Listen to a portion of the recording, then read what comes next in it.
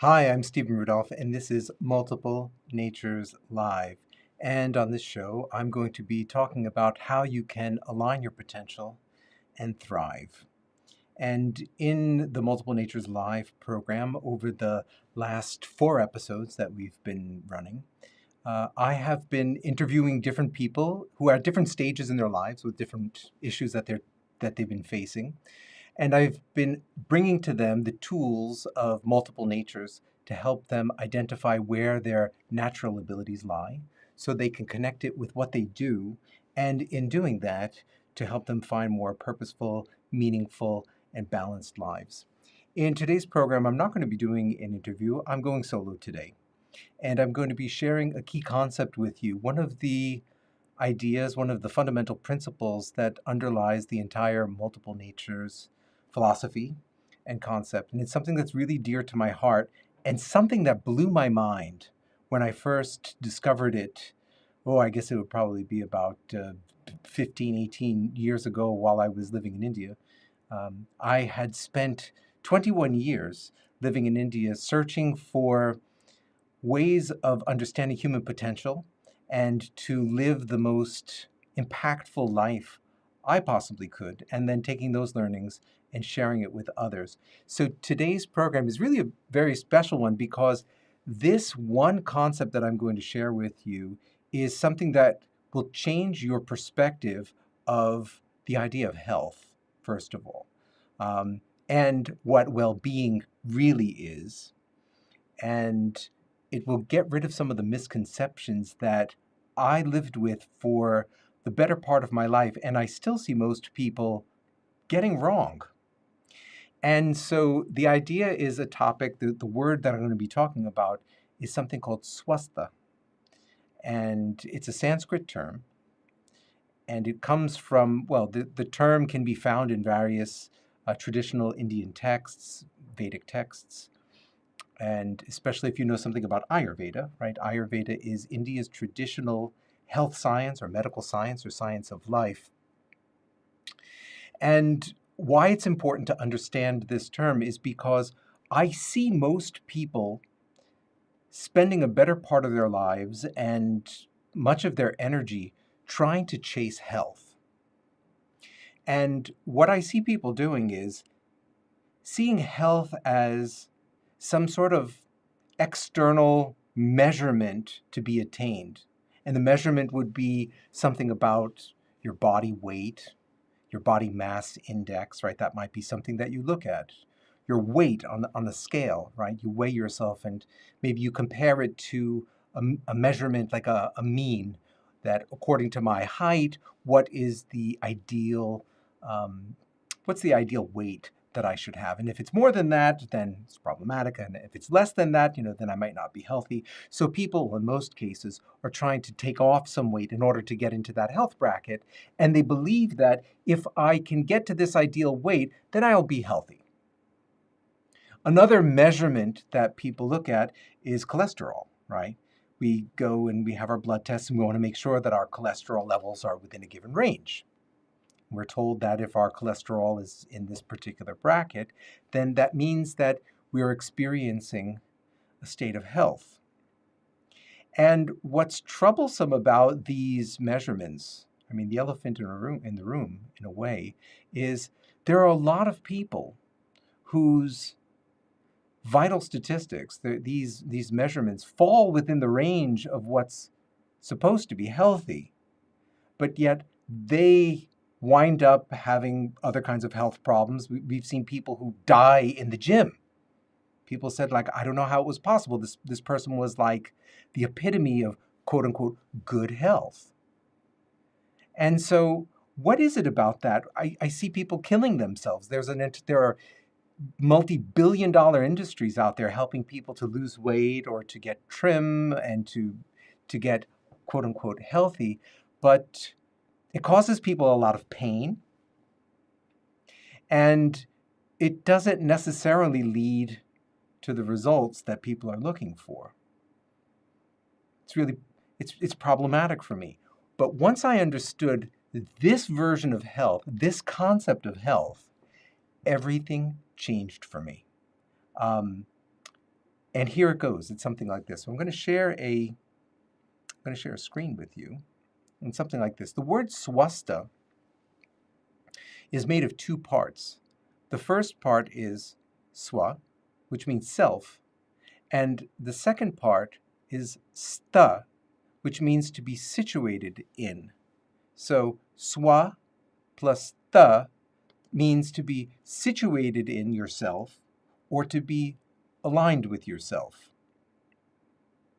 Now, what's interesting about this is that the literal meaning of the word swastha means healthy. So in other words, to be situated in yourself or to be aligned with yourself, according to the Eastern philosophy, means to be healthy. When I am connected to who I am, that means health.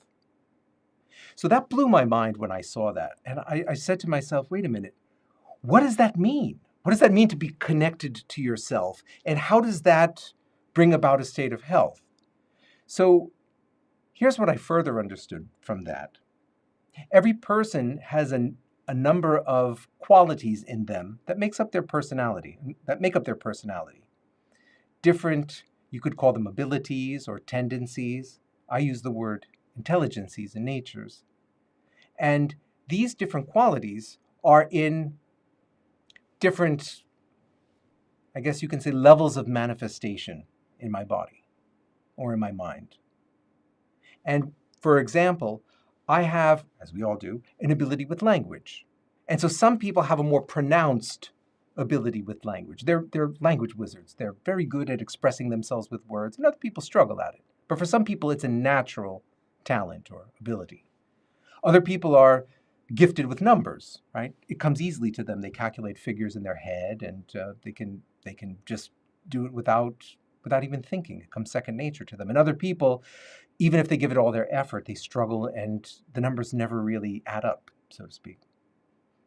And there are other qualities. Your people ability, your capacity to be able to connect with others and to be open with them and to share and to be connected and whatnot. Some people might call it extroversion, you might call it interpersonal intelligence, but some people have a natural gift for this. So when these qualities in me or in you are connected to what it is that you're doing, in other words, that when you're aware of those qualities, and you've engaged them, you've accepted them, you've embraced them, whether they are expansive and excessive or whether they're not so manifest or they're not so prevalent, it doesn't matter. But the fact that you understand where they are and you're situated within them, that you understand what potential you have with each of those naturally, and you're connected to them. And when you engage it in the world, that means to be connected to yourself. That means to be situated in yourself. And then it becomes effortless when you interact with the world. There's a concept in Far Eastern philosophy, in the Tao Te Ching of Lao Tzu, which talks about Wu Wei, or non-forcing action. So when, for example, I know that my ability with administration, my administrative nature, is not necessarily my most active tendency. It's not necessarily my biggest tiger, as I like to call them. When I understand that and I accept it and I do my best around it, and when I don't put myself into situations that don't demand excessive administration from myself, or I create circumstances where there are other people who can take care of that, I'm in a position where I'm really connected to who I am, and the outer world and the inner world are connected to each other. They are symbiotic with each other.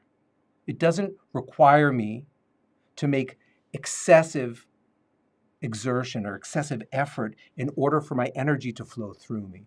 It's only when I either don't accept my natural qualities and I try to push myself beyond them, or I put myself in a situation where the situation demands too much of me, and I'm forced or I'm compelled to act in ways that aren't consistent with my nature. So that could be, again, self-imposed, or it could be something, a mind game that I'm playing with myself. So for example, Somebody might not have a very powerful entrepreneurial nature. They might not have the tendency to do things that are related to business or creating projects or creating value, et cetera. But they dream of being a fantastic entrepreneur and they want to have all the fame and the glory. And so they put themselves into those situations, but yet they're unable to deliver when they need to raise funds and they need to manage cash flow, and it overwhelms them. And they wonder what's wrong with them. There's nothing wrong with them.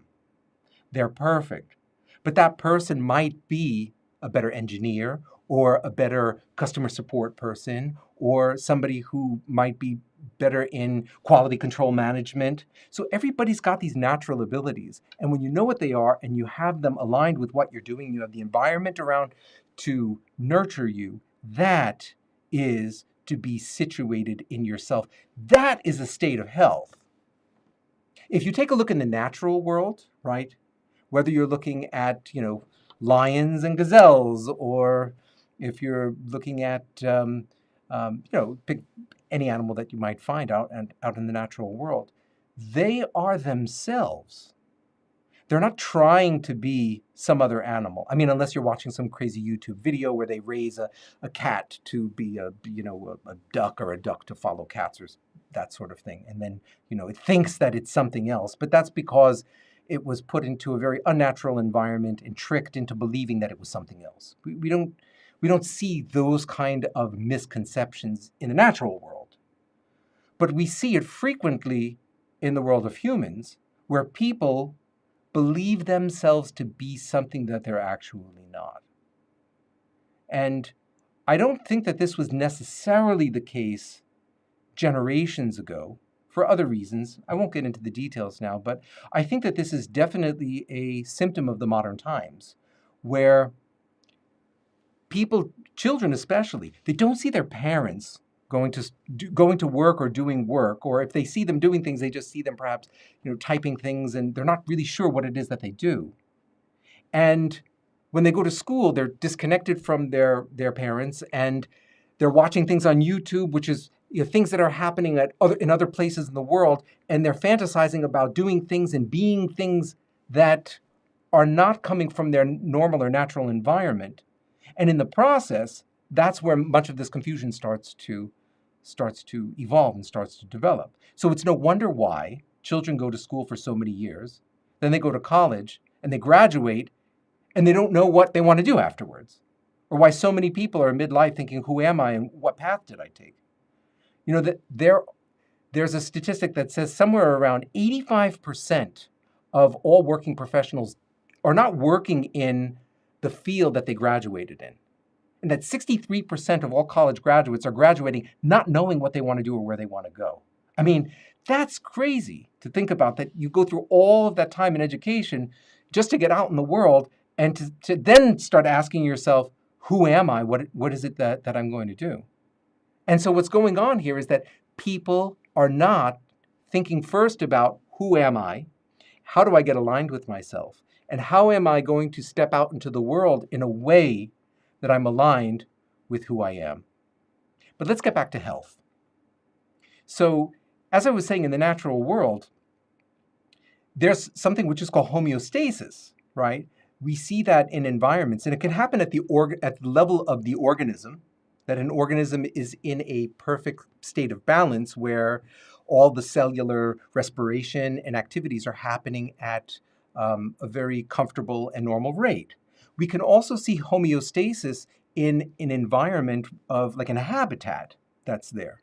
So this is something which is, if we think about living system theory or biomimetics, how different aspects of biology mirror themselves in other areas of existence, whether it's human life or in companies or in cities and so on. So we can see that happening. So this idea of homeostasis, right? It's not only happening at just that cellular level, and it's more than just the food that you're eating or the exercise that you're doing.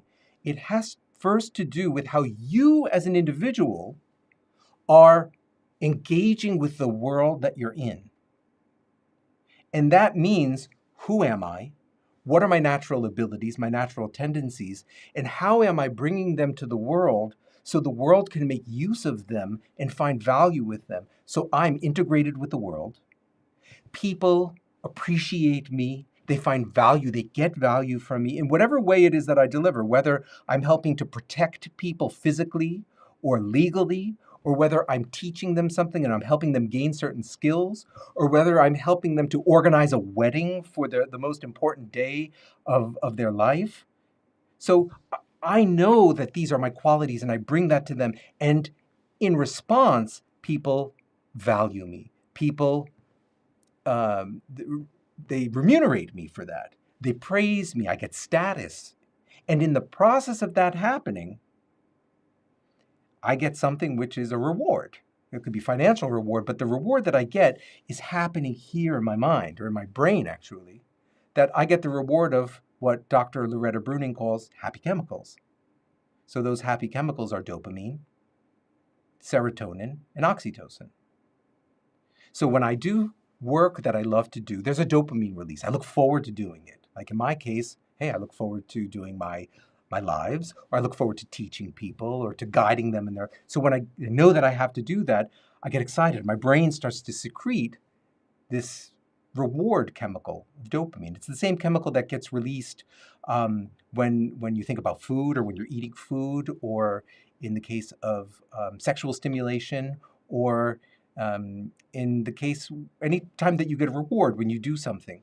And that's one way that your body is, that you get a stimulation or a sign from the physical world that, yes, this is right.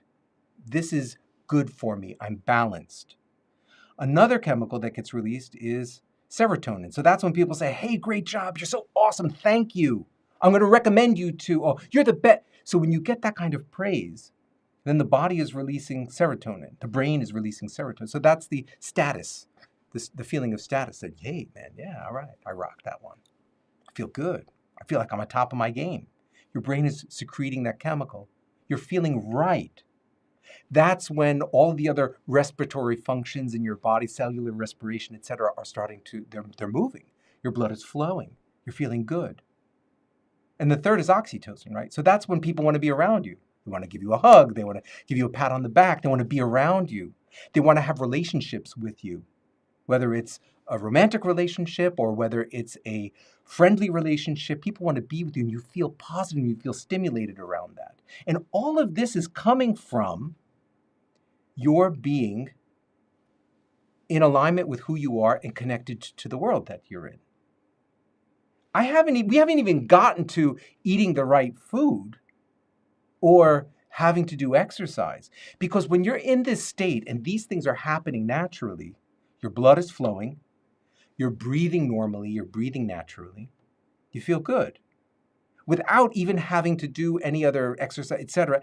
And while you're doing this and while your brain is secreting these chemicals, these happy chemicals, you're not going to have a need for additional stimulation at that time.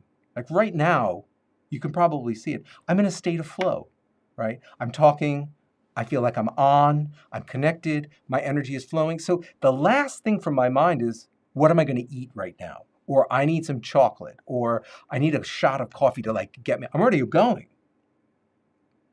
And I'm going naturally. I'm running on this activity. I call these tigers. This is what you see now is my educative tiger, my educative nature, my entertaining nature, my intrapersonal intelligence, that self-reflective part, and my linguistic intelligence, all firing at the same time. So these are a number of qualities, or a number of talents, or tigers as I call them. They're all firing right now. And so those tigers are eating. They are eating this moment. They are eating this possibility for me to engage in explaining and teaching and bringing you something of value. And so that's the pleasure that I'm getting. It's almost like the electric cars that charge themselves while they're running. I'm getting the energy, I'm getting the stimulation from the doing, from the being in this activity itself. not from some external source. So, this is also not to say that we don't need food and we don't need exercise. Don't get me wrong. I'm not saying that. What I'm saying is first, primarily, what we need is to be connected to our environment. That's first. Then after that, yeah, we have to have the right foods to support us, and we do need to get some exercise. That's also there. But please don't mistake diet and exercise for health. Start first with, who am I, and how is it that my nature, or how is my nature connected to what I'm doing in the world, so this cycle of activity goes. And for me, you're looking at someone who's getting this energy and getting this flow from educating on camera and speaking to you. But other people are going to get it from different sources. Some people are going to get it from teaching yoga to people in a studio. Other people are going to get it from writing code. They're writing software code and writing some incredible program that does something amazing. And yet other people are going to get it from creating some product, or from doing some customer service, or helping people, or supporting people in a hospital, or doing massage therapy. Everybody is going to have a different way that they engage with the world. Just as there are so many different plant species and so many different animal species, they're all interacting with the environment in different ways. They all require a slightly different habitat, whether it's wetter, or it's hotter, or it's drier, or the altitude is higher or lower, or it's below the sea, or whatever it might be. So the important thing is, you know what it takes to make you tick. And that's going to be completely different from every other person on the planet. And I don't want you to fall into this thing where there are X number of categories of people. And if I know I'm this type of person, then this is the type. No. You are absolutely unique, and you need the most unique environment around you that you have to craft. You are the only person who's going to be able to figure that out and to create that space. Nobody else is going to be able to create that space but you. Yes, you may use some tools that might be common to other people, but the way you're going to do it in the end is going to be completely unique to you. Okay? So what I was saying before was something about this. When you're connected to your environment like this, you get a charge naturally from the work that you're doing. And you don't need additional stimulation, or you don't need it much, at least, let's just say. Things like coffee, sugar, carbs, junk food, nicotine, alcohol, stimulants, diversions. So it could be playing games, or surfing the web, or shopping when you don't need something. And even things like office politics, or engaging in gossip, or things like that give people stimulation because they're otherwise frustrated with the lives that they're in. They hate the work that they're doing. They're not getting this kind of pleasure. And so they have to get it elsewhere. I mean, just think about that for a second, right? If I get pleasure just from the work that I'm doing, think of my ecological footprint. Like, I don't need much. I just need a little bit of water and some food, a couple times a day to keep my body going, because the pleasure that I'm getting is coming from the activity. So I'm automatically, I'm not eating extra things, and I'm not putting toxins in my body, and my body is processing those things, and I'm getting that homeostasis and that cellular respiration, right? That's so important. It cleans the toxins out of my body naturally. But now think of the reverse, right? You have a job that you hate. You can't stand it. So you just feel frustrated. You wake up in the morning and you've got to pump your body full of either sugar or carbs or a couple of coffees or whatever, cigarettes, and you got to get yourself going. You need that as sort of this artificial booster to get you going. And think of what you're doing to your body every single day. The body wasn't meant to absorb all of that. And then you get to work, and then again, you do it again during your breaks. And then while you're doing the work that you're doing, you're under stress. So the body's releasing cortisol. We know that high levels of cortisol in the body create a very toxic environment for your body, which is one of the leading causes of cancer ultimately, and other cardio problems that are related to that. And then what happens? Continues through lunch, through the afternoon, so on and so forth, day in and day out.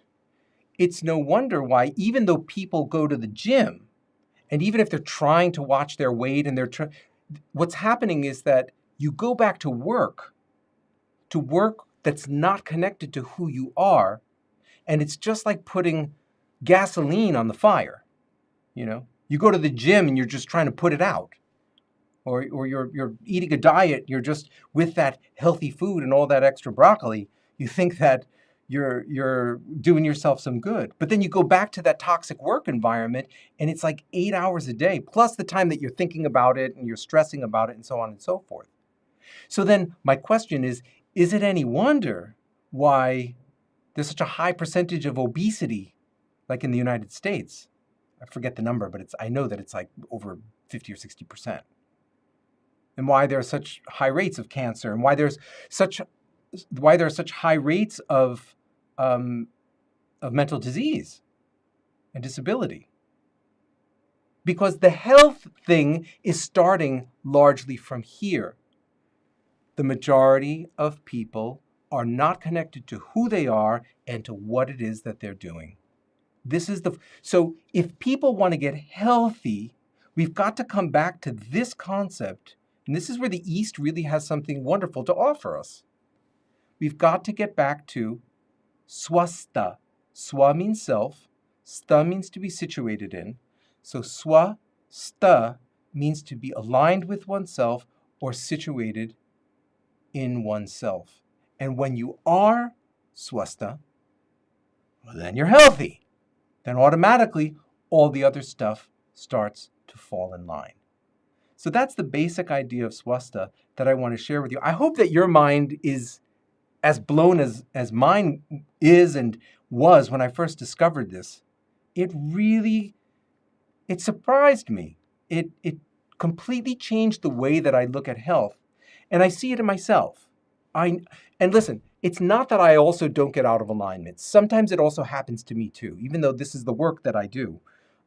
Sometimes I wind up getting myself into difficult situations. Or sometimes the situation is such that it makes me compromise certain things. However, I'm at least more aware of it. I start to notice the signs. I start to see myself, maybe, it's not that I don't drink coffee, but I'm not using it in order to put out the fire, so to speak. But if I see myself saying, I need to have that, or I need a piece of chocolate, I stop and I ask myself, what is it that's going on? Or where is it that you're out of balance right now? Where is it that your tigers are not being fed? And then I know to take steps, whether I talk to my partner about that, or I talk to my teammates about that, or whether I look at my situation and I make changes to my schedule or to what's going on in order for my lack of swastha, I guess what's called aswastha, my misalignment to be mitigated as quickly as possible. So I might be out of balance for a half a day or maybe 2 or 3 days, but I'm not going to get out of balance for weeks or months at a time. And so therefore I can get myself back into balance. And let's be clear about this. Pretty much we're almost always in a state of imbalance. It's just how much and which way. It says, I read someplace that, when airplanes fly on a particular course, they're like off course 99% of the time. And so what that means is that, they're either pointed a little bit too much this way, and they're constantly self-correcting, right?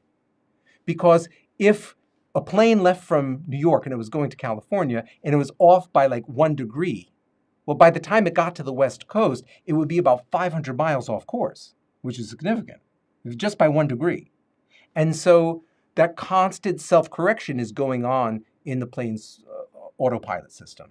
So in the same way, it's up to us to understand our natures really well so we can do that self-correction a lot. And sometimes we get a little bit off course or a lot of it, and we have to say, okay, look, now I know I'm off. I've got to bring myself back. Because otherwise, if we don't and when we don't, we get into a situation which, well, I can show you pictorially. It looks something like this. You either get hungry tigers or overfed tigers. Here, a hungry tiger refers to an ability that hasn't been fed much. So in other words, like my creative nature is a big tiger, and I need to do creative stuff all the time.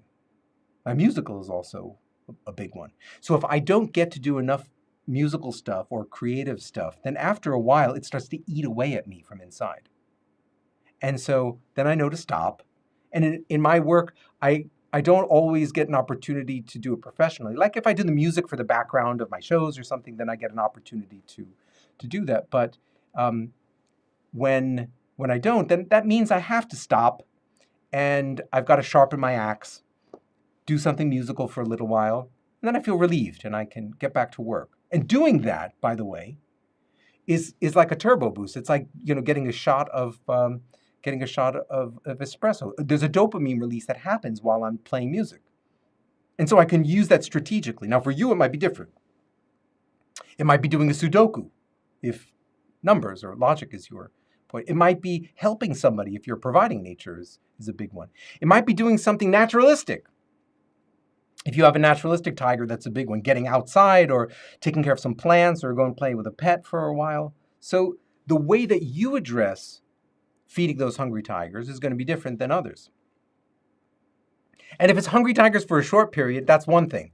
If it's hungry tigers for a long period of time, that you're really being deprived of doing something that's essential for you, well, then that probably means that you're due for a job change or a significant shift in the type of work that you're doing.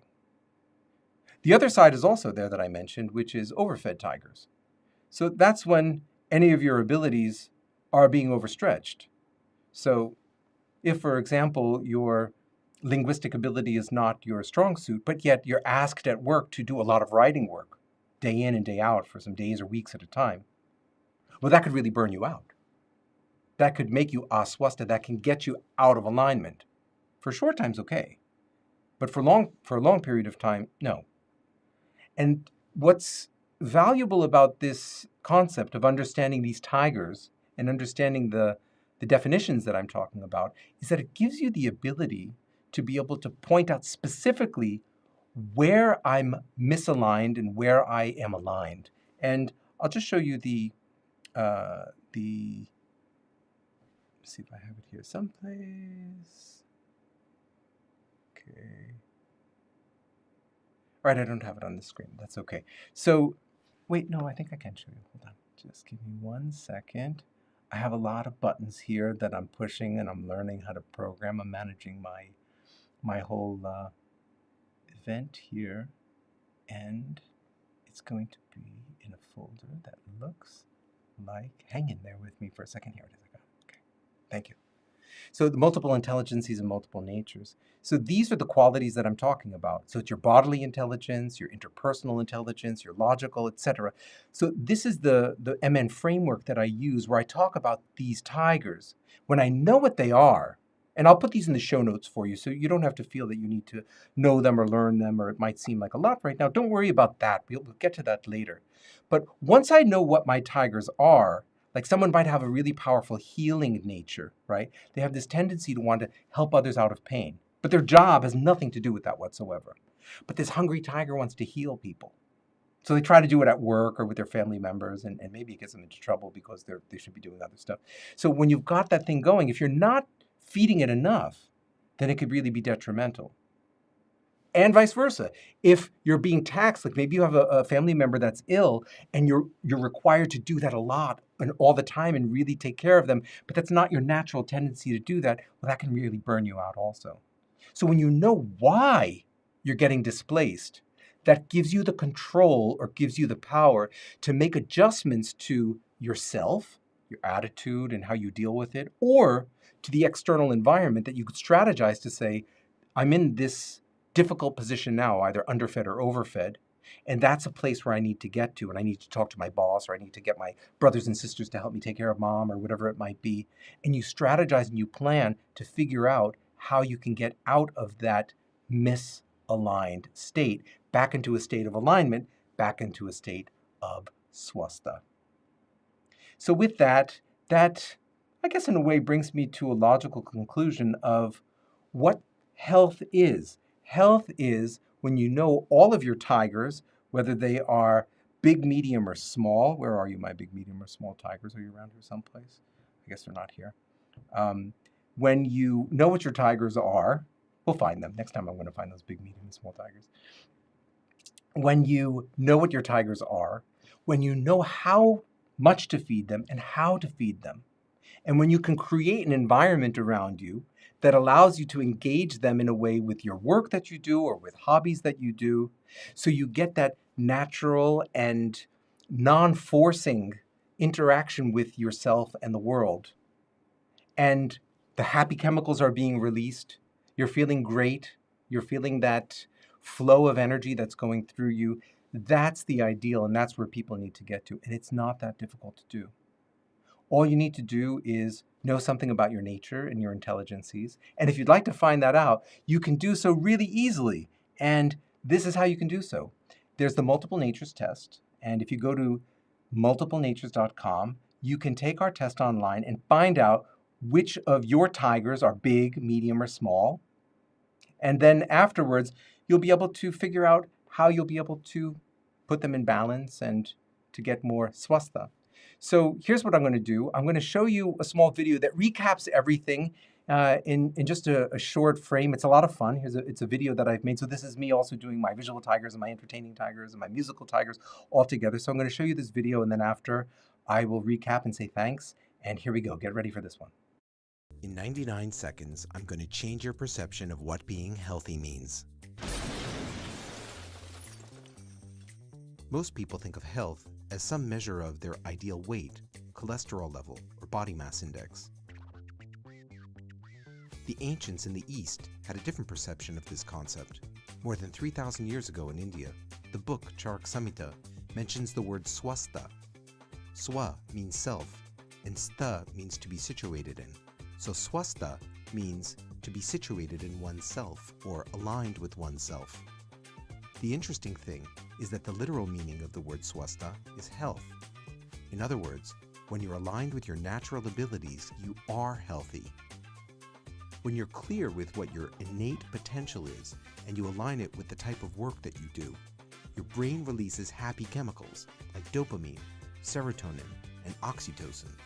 So you derive your pleasure from what you do. You're relaxed and unstressed. You breathe from your belly.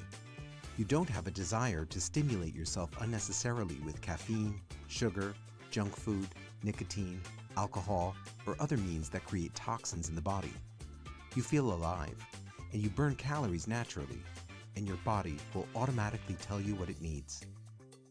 So if you want to get healthy, don't limit your understanding of the word to diet and exercise. Remember that health means to be swastha, to be situated in yourself. Align your nature with what you do. Health will follow automatically.